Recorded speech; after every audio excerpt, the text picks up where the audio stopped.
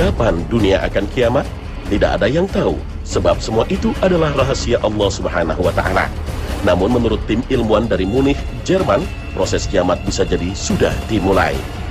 Bahkan tim ilmuwan fisika bernama Kurzgesagt menunjukkan 3 skenario besar kiamat sudah dimulai, dan alam semesta kini diklaim sudah memasuki tahap awalnya. Skenario pertama, alam semesta akan terus tumbuh dan semakin cepat tiap harinya. Dr. Matt Peer dari Universitas Portsmouth, Inggris mengatakan bahwa dalam kurun waktu 5 miliar tahun terakhir, alam semesta mulai tumbuh dengan sangat cepat akibat kemunculan energi misterius yang disebut dark energy. Lama-kelamaan alam semesta akan tumbuh tak terkendali dengan kecepatan setara kecepatan cahaya. Imbasnya, galaksi, bintang, hingga planet seakan tercabik-cabik hingga musnah tak tersisa. Sementara itu pada skenario kedua atau Big Crunch, gravitasi dikatakan berubah menjadi sumber kekuatan terbesar di alam semesta. Akibat meningkatnya kekuatan gravitasi, pertumbuhan alam semesta akan berhenti. Dampaknya, galaksi-galaksi dan planet-planet bakal saling bertabrakan. Inilah tanda dimulainya kiamat. Skenario terakhir adalah saat alam semesta sedang tumbuh, benda-benda di dalamnya mulai menua, hancur, dan berubah menjadi energi atau radiasi seperti hancurnya sebuah bintang. Akibat kehilangan matahari atau terbakar akibat ledakan radiasi yang dihasilkan oleh ledakan bintang raksasa lain yang jumlahnya miliaran di alam semesta. Prediksi ilmiah ini memang mirip seperti yang digambarkan Allah Subhanahu wa Ta'ala dalam Al-Quran tentang kedahsyatan kiamat. Tanda-tanda kecil yang disebut Rasul Shallallahu Alaihi Wasallam akan mendekatnya hari kiamat pun satu persatu telah terjadi. Inilah 7 di antaranya.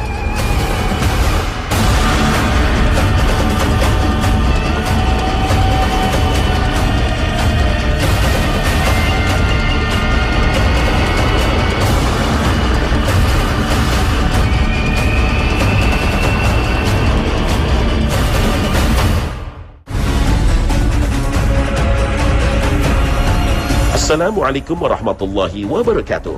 Selamat pagi pemirsa Trans 7. Khazanah Ensiklopedia Islam Dunia pagi ini kembali hadir ke hadapan Anda untuk berbagi informasi Islami. Semoga menginspirasi dan menjadi motivasi aktivitas Anda hari ini.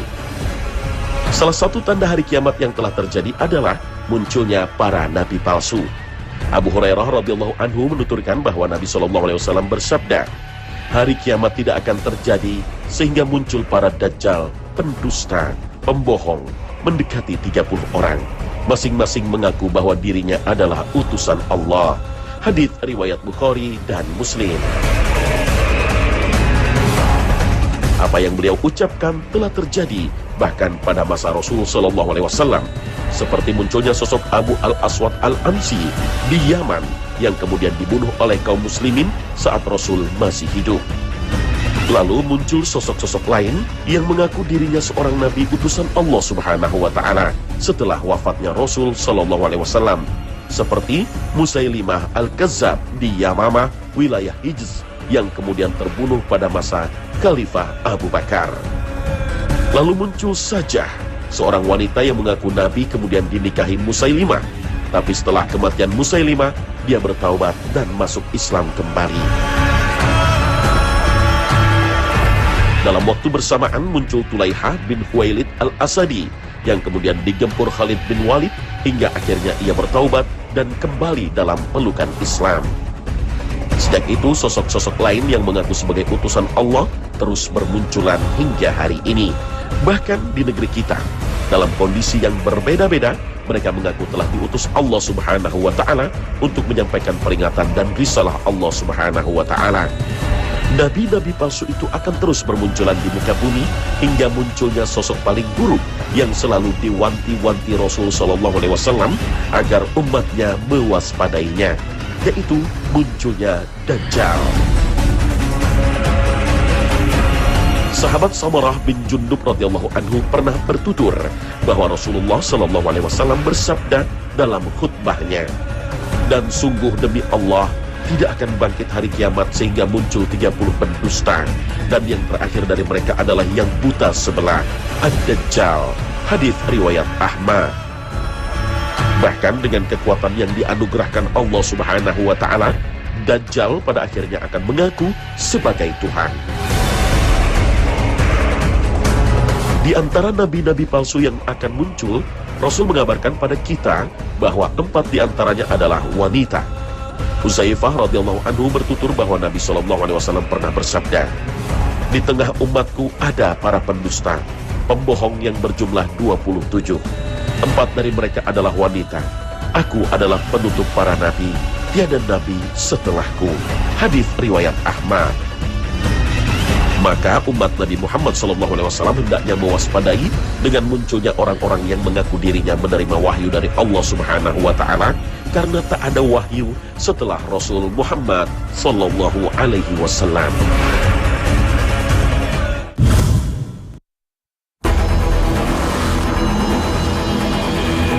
Pemirsa khazanah, tanda kiamat lainnya adalah keluarnya api dari tanah Hijaz.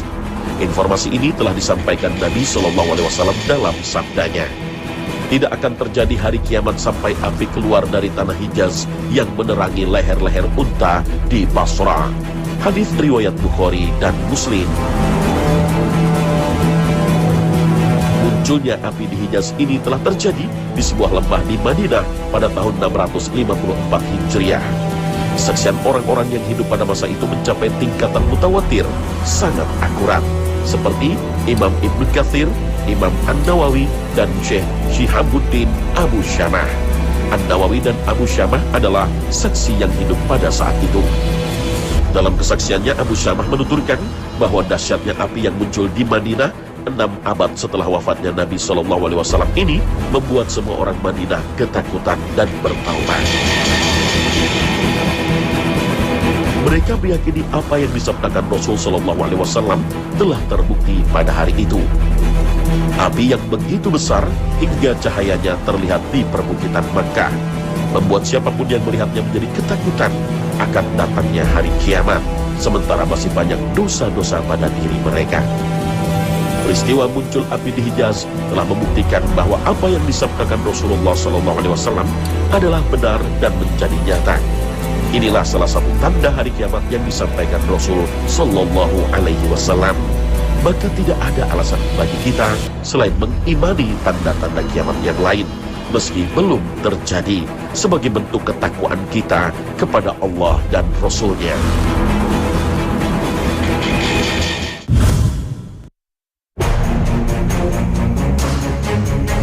Pemirsa khazanah, tanda kiamat selanjutnya yang kini telah kita rasakan dan alami adalah terjadinya persaingan di antara orang Arab untuk mendirikan bangunan-bangunan tinggi. Nabi Muhammad SAW bersabda, "Hari kiamat tidak akan datang hingga manusia berlomba-lomba meninggikan bangunan." Hadis riwayat Bukhari. Berlomba-lomba mendirikan bangunan ini dimaknai oleh Al-Hafiz Ibnu Hajar rahimahullah sebagai upaya manusia dalam mencari kehidupan di dunia. Setiap orang ingin jika rumahnya itu lebih tinggi daripada yang lainnya. Hal ini bisa dimaknai sebagai kegiatan memperhias dan memperindah diri sehingga menjadi tunduk pada kehidupan dunia. Pemaknaan hadis seperti ini karena pada masa Ibnu Hajar, fenomena bangunan tinggi belumlah tampak. Akan tetapi, jika tanda ini kita terapkan pada kondisi saat ini, maka sangatlah tepat. Lihat saja bagaimana setiap negara berlomba-lomba mendirikan bangunan pencakar langit yang tingginya menembus awan. Kota Dubai, negara Uni Emirat ini merupakan kota dengan pertumbuhan tercepat di dunia. Hunian kosong telah berubah menjadi gedung-gedung pencakar langit. Onta-onta yang sebelumnya menjadi tunggangan utama telah berubah menjadi mobil-mobil mewah. Di negara inilah berdiri bangunan tertinggi di dunia dengan puncaknya hampir mencapai 1 kilometer. Bahkan di tanah suci Mekah, bangunan-bangunan pencakar langit berdiri tegak mengitari Masjid Haram.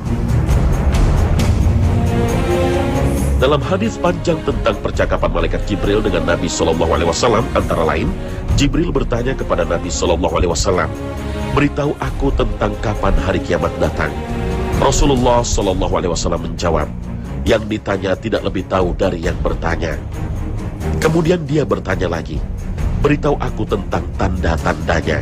Rasulullah menjawab bahwa salah satunya adalah adanya orang-orang tak bersandal, setengah telanjang, melarat, dan penggembala unta, masing-masing berlomba membangun gedung-gedung tinggi.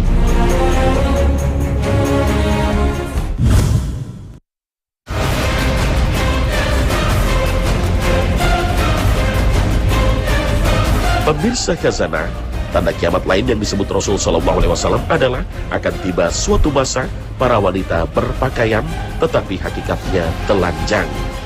Nabi SAW bersabda, pada masa-masa akhir umatku akan ada kaum pria yang menunggang di atas pelana-pelana kuda bagaikan rumah-rumah. Mereka turun di pintu-pintu masjid. Wanita-wanita mereka berpakaian tetapi telanjang. Kepala mereka bagaikan punduk unta yang kurus. Laknatlah mereka, karena sesungguhnya mereka adalah wanita-wanita terlaknat.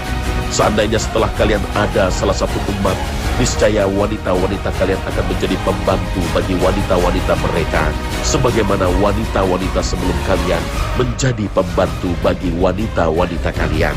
Hadis riwayat Imam Ahmad. Sementara dalam riwayat Al-Hakim, akan ada pada masa-masa akhir umatku kaum pria yang menunggangi pelana-pelana besar kendaraan sehingga mereka datang ke pintu masjid, sedangkan wanita-wanita mereka berpakaian tetapi telanjang. Abu Hurairah radhiyallahu anhu juga pernah bertutur bahwa Rasulullah SAW bersabda, ada dua kelompok manusia penghuni neraka yang belum pernah aku lihat. Kaum laki-laki yang membawa cambuk seperti puntuk sapi, mereka memukul manusia dengannya. Juga kaum wanita yang berpakaian tetapi telanjang, selalu melakukan kemaksiatan dan mengajarkan kemaksiatannya kepada orang lain. Kepala-kepala mereka bagaikan punduk unta yang miring. Mereka tidak akan masuk ke dalam surga dan tidak akan mendapatkan wanginya, padahal wangi surga itu tercium dari jarak sekian dan sekian. Abu Hurairah radhiyallahu anhu bertutur lagi bahwa Nabi SAW bersabda, sesungguhnya di antara tanda-tanda kiamat, salah satunya adalah maraknya pakaian-pakaian yang dipakai oleh kaum wanita. Mereka berpakaian tetapi telanjang. Hadis-hadis ini adalah mukjizat Nabi SAW. Apa-apa yang dikabarkan oleh Nabi SAW kini telah terjadi. Nabi SAW menamakan wanita-wanita seperti ini dengan wanita-wanita yang berpakaian tetapi telanjang karena pakaian mereka sama sekali tidak memenuhi fungsinya sebagai penutup, lantaran sangat pendek, tipis, atau karena menggambarkan bentuk tubuh, seperti pakaian-pakaian kebanyakan wanita zaman sekarang. Ini adalah berita-berita tentang sesuatu yang bisa disaksikan di zaman kita sekarang. Seakan-akan Rasul SAW menyaksikan zaman kita ini lalu menggambarkannya.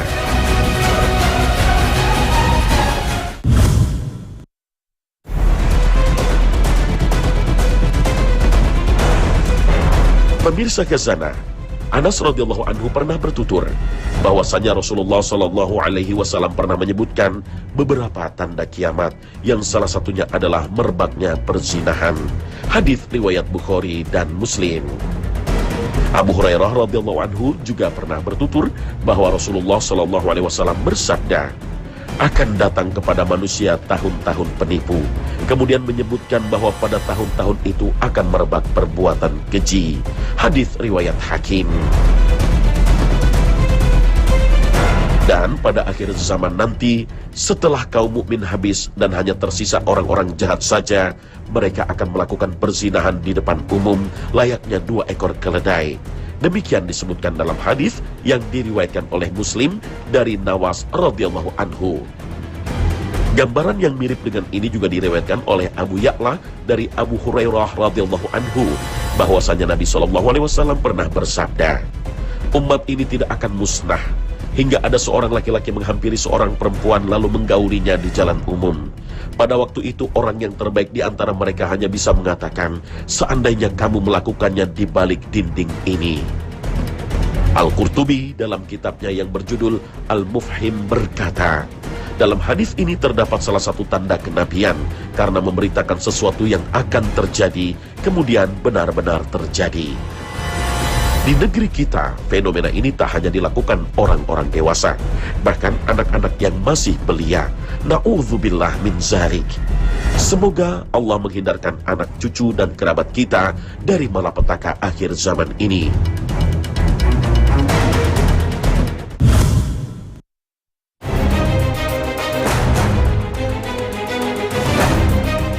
Pemirsa Khazanah, tanda lain dari kiamat adalah maraknya kebiasaan meminum khamar atau minuman keras. Anas bin Malik radhiyallahu anhu pernah bertutur bahwasanya dirinya pernah mendengar Rasulullah SAW menyebutkan beberapa tanda hari kiamat, dan salah satunya adalah merebaknya kebiasaan minum khamar. Hadis riwayat Muslim. Bahkan sebagaimana dituturkan oleh Ubadah bin Samit, Rasulullah SAW pernah bersabda, sekelompok orang dari umatku benar-benar akan menghalalkan khamar dengan nama lain yang mereka berikan kepadanya. Hadis riwayat Ahmad. Banyak hadis yang menjelaskan bahwa kebiasaan minum khamar akan menyebar di kalangan umat dan bahwasanya mereka menghalalkannya setelah mengganti namanya dengan nama lain. Adapun yang dimaksud dengan menghalalkannya ini bisa dimaknai dengan meyakini kehalalannya atau terus-menerus meminumnya hingga seolah sedang mengkonsumsi barang halal. Dalam riwayat Bukhari dan Muslim dituturkan bahwa Umar bin Khattab pernah berkhutbah dan menegaskan, khamar ialah segala sesuatu yang mengakibatkan tertutupnya fungsi akal fikiran. Dengan demikian, istilah khamar itu mencakup segala minuman, obat-obatan baik yang dimakan atau disuntikan, atau dalam bentuk apapun yang bila digunakan mengakibatkan tidak berfungsinya akal alias memabukkan. Istilah yang sering digunakan pada zaman ini dengan narkotik, alkohol, dan zat adiktif lainnya. Istilah khamar diambil dari kata sifat, bukan dari kata benda. Oleh karena itu Al-Quran maupun hadis tidak menyebutkan nama benda atau zatnya, melainkan sifatnya. Dinamakan khamar yang dalam bahasa aslinya berarti menutup, karena zat tersebut dapat menutupi fungsi akal atau mempengaruhinya, sehingga mengurangi kemampuan berpikir. Dengan demikian, ekstasi, heroin, narkotik, minuman keras, bius, dan zat adiktif lainnya termasuk khamar.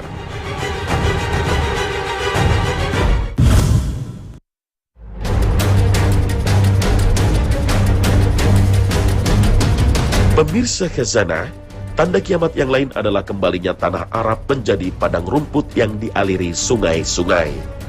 Nabi SAW bersabda, hari kiamat tidak terjadi sebelum tanah Arab kembali menjadi padang rumput dan sungai-sungai. Hadis riwayat Muslim. Hadis ini menunjukkan bahwa tanah Arab semula merupakan padang rumput dan sungai-sungai, dan nantinya akan kembali menjadi padang rumput dan sungai-sungai seperti semula. Makna lahir hadis ini menunjukkan bahwa tanah Arab akan memiliki banyak air hingga menjadi sungai-sungai. Juga akan muncul tumbuh-tumbuhan, taman, dan bahkan hutan. Tanda kiamat yang satu ini hingga kini belum terjadi. Tapi, tanda-tanda akan terjadinya sudah mulai nampak saat ini. Namun gejala terjadinya kini mulai tampak. Banyak sumber air yang memancar hingga menyerupai sungai, dan banyak tumbuhan yang ditanam di sana hingga tampak hijau. Peristiwa turunnya salju di tanah Arab yang terjadi beberapa waktu lalu juga banyak yang mengaitkannya dengan tanda ini. Syekh Suraim, Imam Masjidil Haram, mengatakan salju merupakan komponen utama dalam pembentukan sungai dan tumbuhan. Berjatuhannya salju di Jazirah Arab membuktikan kebenaran Rasulullah SAW. Dalam sebuah hadis Rasulullah bersabda, hari kiamat baru akan datang setelah negeri Arab kembali menjadi padang yang hijau dan sungai-sungai. Beliau juga menyebutkan bahwa baru-baru ini salju telah turun di daerah Tabuk. Hal itu mengingatkan sabda Rasulullah SAW kepada Muaz saat perang Tabuk. Kalau umurmu panjang, maka engkau akan melihat tempat ini penuh dengan kebun-kebun. Kondisi yang disebut Rasul SAW ini telah dimulai. Profesor Alfred Kroner, seorang ahli geologi dari Jerman, menjelaskan bahwa era salju baru saat ini telah dimulai.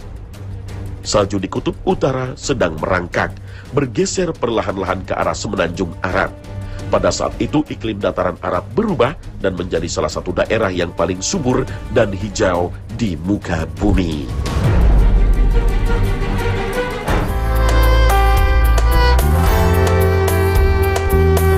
Pemirsa Khazanah, lalu kapankah hari kiamat terjadi? Seorang laki-laki bertanya kepada Rasulullah SAW, "Kapan hari kiamat, wahai Rasulullah?" Beliau balik bertanya, "Apa yang sudah kamu persiapkan untuknya?"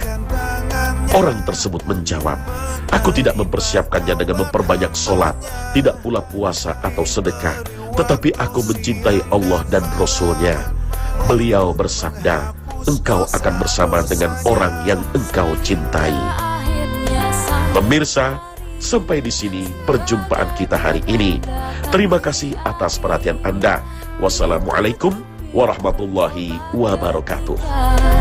Mentari terbit dari barat.